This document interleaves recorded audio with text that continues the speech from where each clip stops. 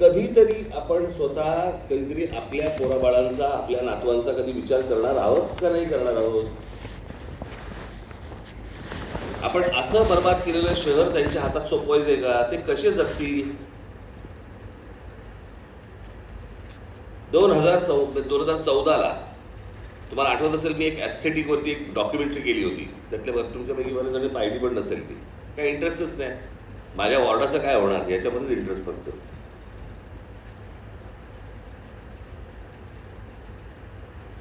आणि मी त्याच्यामध्ये मी असं म्हटलं होतं, शिक्षण तर भारतामध्ये पण मिळतं, नोकऱ्या तर भारतामध्ये पण मिळू शकतात. मग ही सर्व तरुण मुली हा देश सोडून बाहेर का जात आहेत?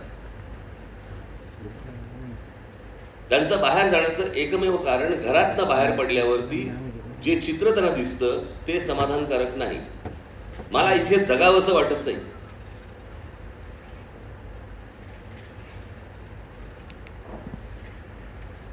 मी अनेकदा सांगतो की जन्म झालाय म्हणून जगू नका रे. कसं जगलं पाहिजे, कसं राहिलं पाहिजे याचा पण तुम्ही विचार केला पाहिजे. इतक्या महानगरपालिका आल्या, इतक्या सगळ्या आजपर्यंत निवडणुका झाल्या, कोणी काही शहराबद्दल काही बोलताना दिसतंय का?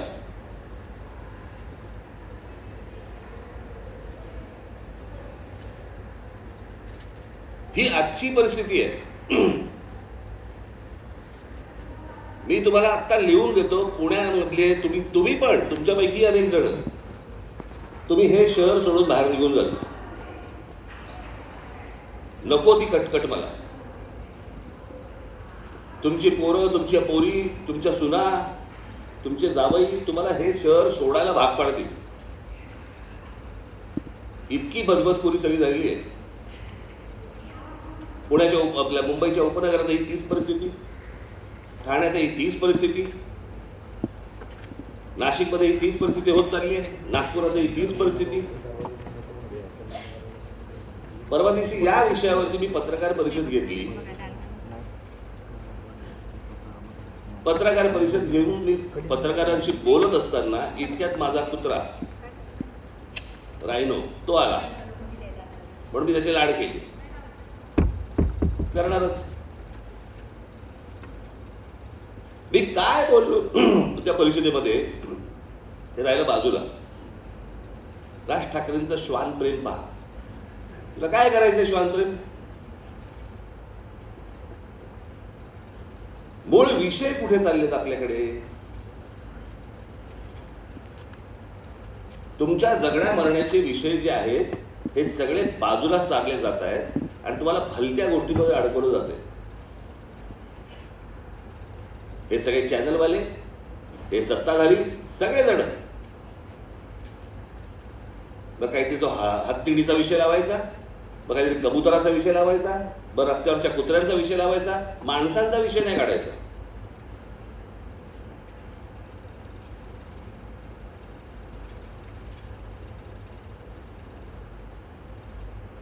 मी आज आलोय जो तुमच्याकडे, मला अत्यंत प्रामाणिकपणे मला हात वरती करून सगळ्यांनी सांगायचे, प्रामाणिकपणे, काही त्याच्याबद्दल लाजायची गोष्ट नाहीये.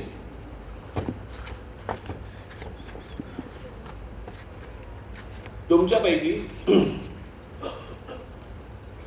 पुणे महानगरपालिकेच्या निवडणुकीमध्ये इच्छुक कोण कोण आहे? हात वर करून सांगा. ज्यांचे हात वरती नाहीत, त्यांचा इंटरेस्ट नाही असं मी समजू. मी परत एकदा विचारतोय, माझा मोबाईल आहे आता, धनाधन हात वरती येतील बघा. माझा मोबाईल आणि जरा मला फोटोज काढायचे.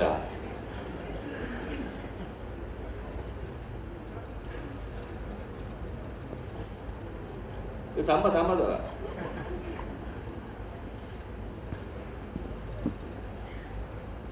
आणि इकडे ताट हात वरती पाहिजेत मला. ताट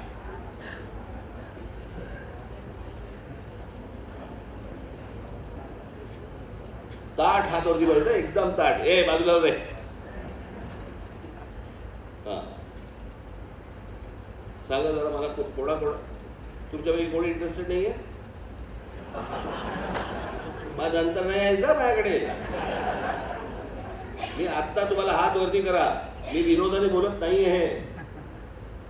ताठ हात वरती करा, तुम्हाला ज्यांना इंटरेस्ट आहे त्याला.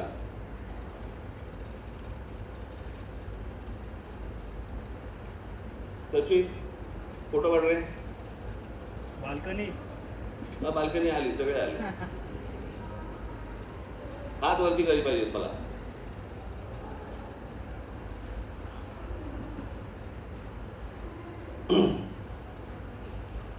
तरी तुम्ही नाही नाही ठीक आहे. मी साधारणपणे मी आज आलोय 2000 साधारणपणे 16-17 पासून. माझे फोटो काढत बसू नको रे, मला डिस्टर्ब होतं. तू जाऊन खुर्चीवर बस जाऊन.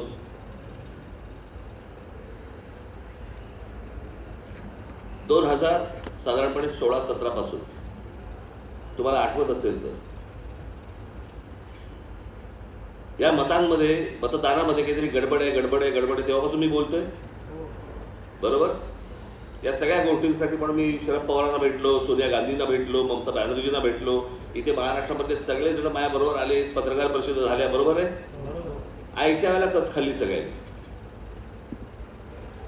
मी त्याच वेळेला सांगत होतो या लोकांना, लोकसभेला तुम्ही निवडणुकीवरती बहिष्कार टाका, ही जागतिक बातमी होईल.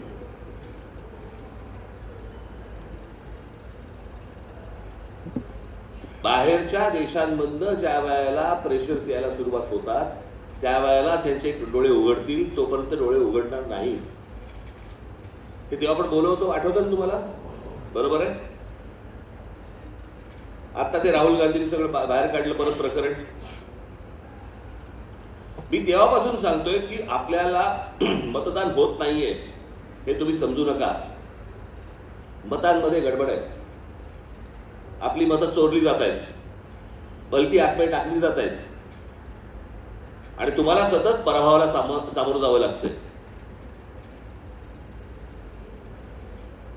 तुम्हाला जर असं वाटत असेल की लोकांनी आपल्याला मतदान केलं नाही, झूट आहे. आपल्या लोकांनी मतदान केलंय, परंतु ते आपल्यापर्यंत पोहोचलं नाही.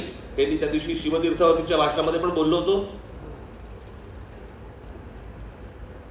आणि ह्या मतांची ही सगळी चोरी करत करत करत आजपर्यंत हे सगळे सत्तेवरती आहेत. तुम्ही मला सांगा, आत्ताच्या विधानसभेच्या निवडणुका झाल्या, भाजप किती? 132. बरोबर. शिंदे किती? 56. आणि अजित पवार किती? 48 ना, किती? 42. बरोबर आहे. टोटल किती झाली त्याची सगळ्याची मिळून? काहीतरी किती झाली? 232च्या आसपास. बरोबर आहे. एवढं समजा संपूर्ण बहुमत मिळून संपूर्ण महाराष्ट्रामध्ये सन्नाटा होता. कुठेही विजयाचा जल्लोष का नव्हता? याचं कारण जे विजयी झाले त्यांना पटत नव्हतं, पचत नव्हतं. जे पराभूत झाले त्यांनाही पटत नव्हतं.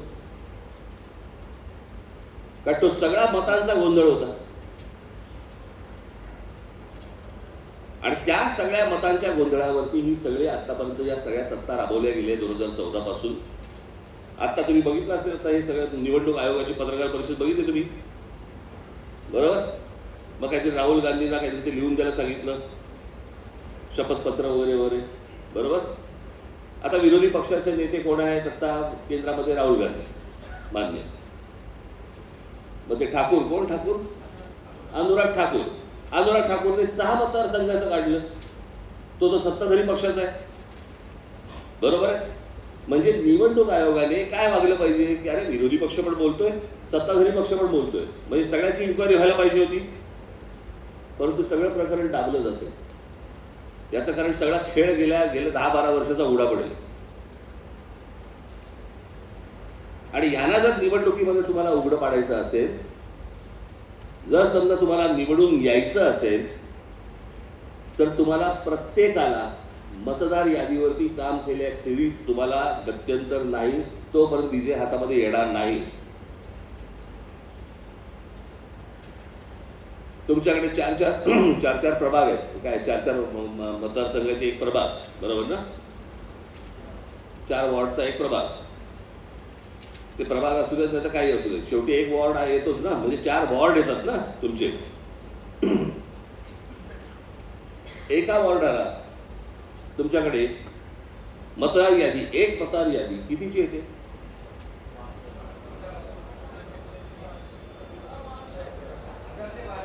1000 पकडूया आपण. साधारणपणे एका यादीला एक BLA येतो, बरोबर? म्हणजे साधारणपणे आता किती किती वॉर्ड येतात इथे? 165, बरोबर आहे. 165 वॉर्ड येतात. म्हणजे एका वॉर्डाला किती, एका वॉर्डामध्ये किती याद्या येतात? 16 ते 22. म्हणजे एका वॉर्डामध्ये आपल्याला 16 ते 22 याद्या येतात, बरोबर? बरोबर ना? काय या तुमच्या वॉर्डाप्रमाणे तुम्ही बघा, आता काय 16 येतील, 20 येतील, 18 येतील, काय येतील, बरोबर बोलतोय ना?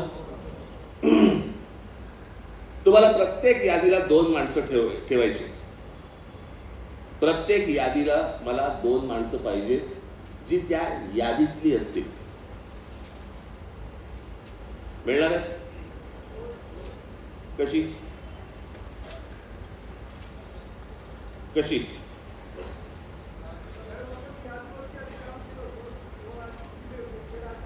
मला आत्ता पाहिजे, केलं होतं नको. आता मला इतिहास नको होते, मला आत्ता काय करणार ते सांगा आणि कशी माणसं नेमणार ते सांगा. कशी? इथे आता शाखाध्यक्ष किती आहे?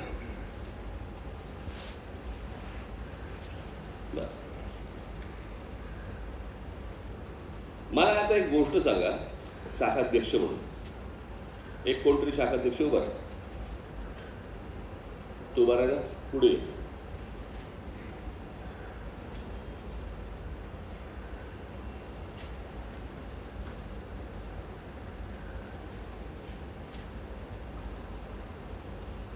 ये कडेवर नको, उभा राहते.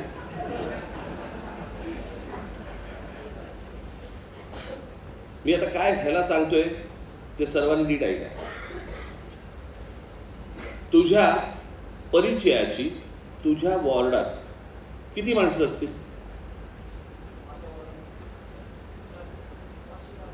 500-600, बरोबर?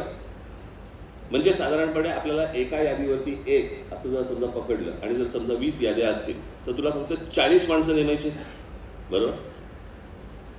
आपल्याला 40 माणसं नेमायचे आणि आपल्याला एक गटाध्यक्ष नेमायचे, बरोबर? म्हणजे साधारणपणे आपल्याला 60 माणसं नेमायचे. गटाध्यक्ष हा आपल्या पक्षाशी संबंधित आंदोलन करणारा पाहिजे. समजतं मी काय म्हणतोय? आणि जे BLA आहे ते आपल्याला फक्त निवडणुकीसाठी पाहिजे, ते आंदोलनासाठी नको आहेत, बरोबर आहे? त्यांना दांड्या मारायच्या नाही आहेत, त्यांना केसेस अंगावर घ्यायच्या नाही आहेत. ते BLA आहेत, त्यांना आत्तापासून फक्त यादीवरती काम करायचं आहे की इथे ही 1200 माणसं राहत आहेत. या 1200 माणसांच्या व्यतिरिक्त इथे दुसरं कोणी राहतंय का? या 1200 माणसांचं मतदार यादीमध्ये नाव आहे का? आणि ते सतत त्याची पडताळणी निवडणूक होईपर्यंत करत राहणं हे त्या BLAचं काम आहे. BLA एकच नेमला जातो. मी 2 का म्हणतोय? त्याला एक सबस्टिट्यूट असला पाहिजे. आयत्या वेळेला जर तो आजारी पडला, बाहेर गेला, काही झालं तर तो आपल्याला एक सबस्टिट्यूट माणूस पाहिजे, बरोबर? साधारणपणे 500 माणसं प्रत्येकाची असतील, ओळखीची 500 माणसं.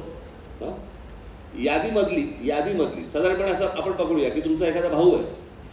त्या भावाला जर समजा तुम्ही तर मतदार यादीत येतोय त्या आणि त्याला तुम्ही BLA नेमला, त्याला दांड्या मारायच्या नाही, काही करायचं नाही, फक्त मतदार यादीवरती काम करायचं आहे. BLA म्हणून काम करेल की नाही करणार? बहीण असेल, कोणी अजून कोणी असतील, तुमचे नातेवाईक असतील, तुमचे अगदी सगळे जवळचे मित्र असतील, हे काम करतील की नाही करणार? आपण आपल्या आजूबाजूची माणसं शोधत नाही,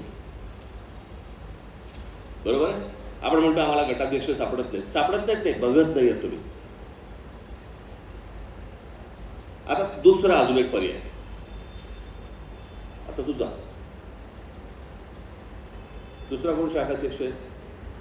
तू आहे, पुढे.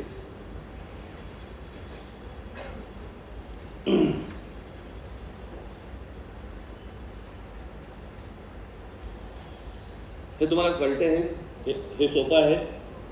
हा, तुझे व्हॉट्सअप ग्रुप किती आहेत? 50-60. काम करतोस ना तू काही? हा, की दिवसभर आपलं चालू असतं खचा खचा? आहे ना? एका ग्रुपवरती किती माणसं आहेत?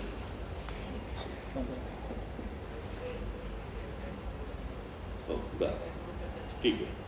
तुम्ही घरी गेला की तुमची व्हॉट्सअपची यादी काढायची आणि त्या व्हॉट्सअपच्या यादीमध्ये तुमच्या मतदारसंघामध्ये कोण राहत आहेत त्यांची नावं काढा. आणि ज्यांची नावं तुम्ही काढाल त्यांच्याशी प्रत्यक्ष व्यक्तिशः तुम्ही बोला आणि त्यांना विचारा की माझा BLA म्हणून तू काम करशील का? त्याला फक्त BLA व्हायचे, निवडणुकीच्या वेळेला मतदानाच्या वेळेला तिकडे तो हजर पाहिजे. बरोबर? आत्तापासून त्यांनी मतदार यादीवरती फक्त काम करायचं. मतदार यादी इथे कोण कोण राहत आहे तुम्ही आत्ता बघितलं ना. एका घरामध्ये, छोट्याशा एका घरामध्ये किती माणसं होती? 80 माणसं होती. हा, कुठून आली 80 माणसं? माहीत नाही. 80 माणसांनी मतदान केलं का? हो, करून गेले. ही परिस्थिती जर समजा आत्ता पुण्यात असेल, तुम्ही कशा निवडणुका लढवणार? तुम्हाला काय माहिती त्या मतदार यादीत कोणाला घुसवले? वडिलांचं नाव अल्फाबेटिकली ABCDEFG हे माझे वडील. कोणत्याही नावाने माणसं घुसवलेली आहेत. ती जर समजा तुम्हाला आत्तापासून जर चेक करता नाही आली तर तुम्ही निवडणुकीला काय म्हणून सामोरं जाणार मला जरा सांगा. आणि आपण काय म्हणून निवडणुका लढवायच्या? तुम्ही आता सर्वांनी आता आत्मविश्वासाने हात वरती केला की मला निवडणूक लढवायची आहे. मग निवडणूक जर लढवायची असेल तर तुम्हाला हा एक्सरसाइज पहिला करावा लागेल. आत्ता याच्यामध्ये सगळेजण आले आणि हे तुम्हाला सांगतोय परत, मला यादीनुसार मला माणसांची नावं, त्याचा पत्ता, त्याच्याकडे कोणती यादी आहे, त्याला सबस्टिट्यूट आपण कोणाला नेमलेलं आहे, त्याचं नाव काय आणि तिकडचा आपला गटाध्यक्ष कोण आहे, अशी मला प्रत्येक यादीवरती म्हणजे प्रत्येक ठिकाणी मला 3-3 माणसं लागणार आहेत. मिळणार आहे? हां, घरी जा, आपला व्हॉट्सअप बघा, व्हॉट्सअपमधनं नावं काढा आणि आपल्या मतदारसंघामध्ये कोण कोण राहते ते बघा. तुमच्या परिचयाच्या माणसांची नावं काढा आणि त्या परिचयाची माणसं त्या त्या यादी भागानुसार कोण कोण राहते ते बघा आणि त्यांची नावं काढा. बरोबर? आज तारीख काय? 23. 27ला आता गणपती आहे. तुम्हाला काही सांगायलाच नको होतं गणपती. कळलं का? काहीतरी बेभान काहीतरी होऊन जातं. मी पुण्यात यायचंच बंद केलं गणपतीच्या दिवसात. नाही, पूर्वी मी त्या ह्याला तरी यायचं की काय ते आपलं दगडूशेठला. मी आता यायचंच बंद केलं. नकोच वाटतं मला तिकडे कुठे जावं असं वाटतच नाही मला. मुंबईत पण जावं असं वाटत नाही मला. तो ट्रॅफिक, ती गर्दी, ते सगळे. बरं, आपण तिकडे जाणार, मग आम्हाला काहीतरी तिकडे घेऊन जाणार, लोक तिकडे तात्काळ तिकडे रांगेमध्ये बसलेले असणार, म्हणजे आम्ही आशीर्वाद घ्यायचा आणि बाहेर येऊन शिव्या खायच्या. ते कोणी सांगितलं झंझट, त्याशिवाय मी जायचंच बंद केलं. मी ते जबरदस्त. हे सगळं झाल्याशिवाय तुम्हाला मी आत्ता सांगतोय, माझ्या हातात यादी आल्याशिवाय मी पुण्याची निवडणूक लढवण्याचा निर्णय घेणार नाहीये. हे मी तुम्हाला आत्ता सांगतो. तुम्हाला जर वाटत असेल की आत्ता नुसतं वरवर काहीतरी करून मला मूर्ख बनवाल, नाही चालणार. इथे तुमच्या प्रत्येकाच्या याद्या ह्या चेक केल्या जाणार. तुम्ही संपूर्णपणे काम केलंय की नाही हे पाहिलं जाणार. तुमच्याकडे इतरही इच्छुक असतील ना, आपले उपशाखाध्यक्ष असतील, बरोबर आहे, ते त्यांनाही सांगायचे. कळलं का? त्यांच्यापर्यंत पोहोचवायचं नाही असं करू नका तुम्ही. मी पोहोचवणार का? आणि मग ते जे BLA असतील त्या BLAंचा मी एक पुण्यात मेळावा घेणार. त्यांना पहिल्यांदा सगळ्या गोष्टी शिकवल्या जाणार, समजवल्या जाणार. ते ज्या वेळेला होणार त्याच्यानंतर मी तो प्रभाग लढवायचा की नाही लढवायचा याचा निर्णय करणार. तोपर्यंत निर्णय करणार नाहीये मी. या सगळ्या आपल्या असल्या दुर्लक्षित झाल्यामुळे, गोष्टी दुर्लक्ष केल्यामुळे, खोलवर न आजपर्यंत गेल्यामुळे, वरवरचा फक्त प्रचार करत राहिल्यामुळे आजपर्यंत जे चित्र दिसलं, मला परत ते चित्र बघायचं नाहीये. आणि मला तुम्हाला फक्त एवढंच सांगायचंय की तुम्हाला जरा जरी पक्षाबद्दल जर समजा आस्था, प्रेम काही असेल, तर गेल्या 12 वर्ष जो तुमचा अपमान झालेला आहे, मला असं वाटतं त्या अपमानाचा बदला तुम्हाला आत्ता घ्यावा लागणार आहे.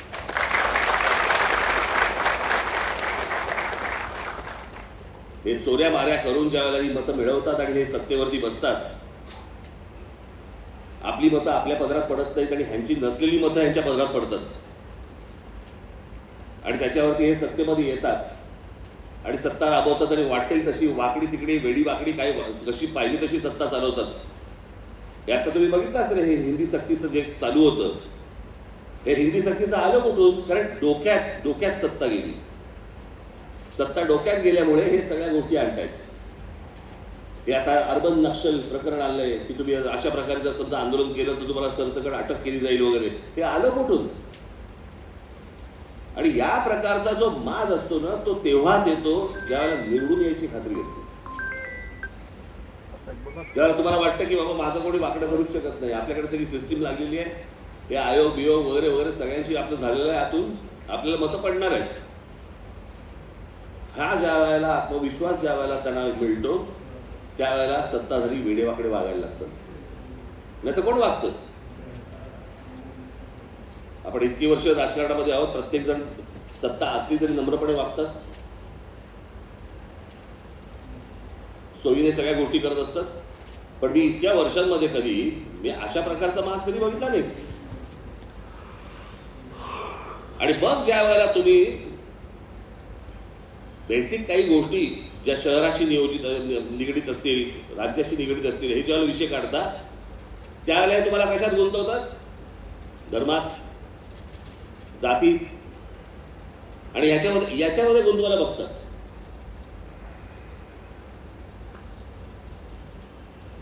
आणि मग आम्ही सगळेजण तिकडे जातो, वाहत जातात सगळेजण त्या ठिकाणी.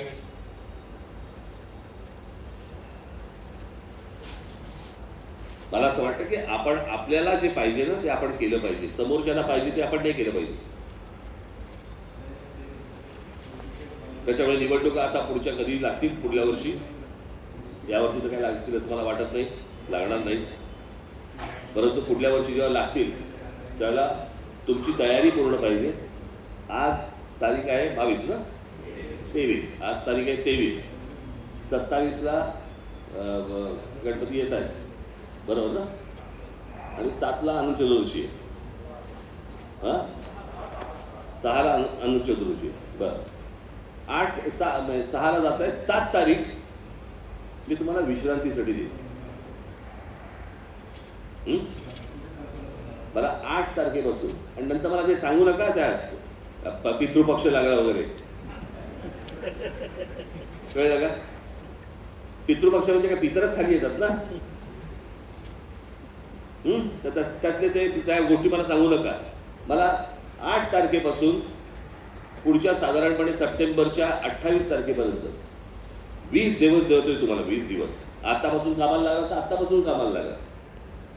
परंतु मी तुम्हाला 28 सप्टेंबर ही तुम्हाला शेवटची तारीख देतो. ज्यांच्याकडनं अशा प्रकारचं यादीवरती काम झालेलं दिसेल, मी तेवढाच विचार निवडणुकीचा करीन, दुसऱ्या लोकांचा मी विचार करणार नाही. सर्वांच्या ध्यानात आलं, लक्षात आलंय. मी जेवढं सांगितलं तेवढं सोपं आहे काम करणं. नक्की? ठीक आहे. सर्वजण तुम्ही उत्तमरित्या कामाला लागाल आणि येणाऱ्या सगळ्या या महानगरपालिकेच्या निवडणुकीमध्ये तुम्ही उत्तम यश प्राप्त कराल अशी आशा अपेक्षा तुम्हाला सगळ्यांकडनं मी बाळगतो आणि आपणा सर्वांची मी रजा घेतो. धन्यवाद.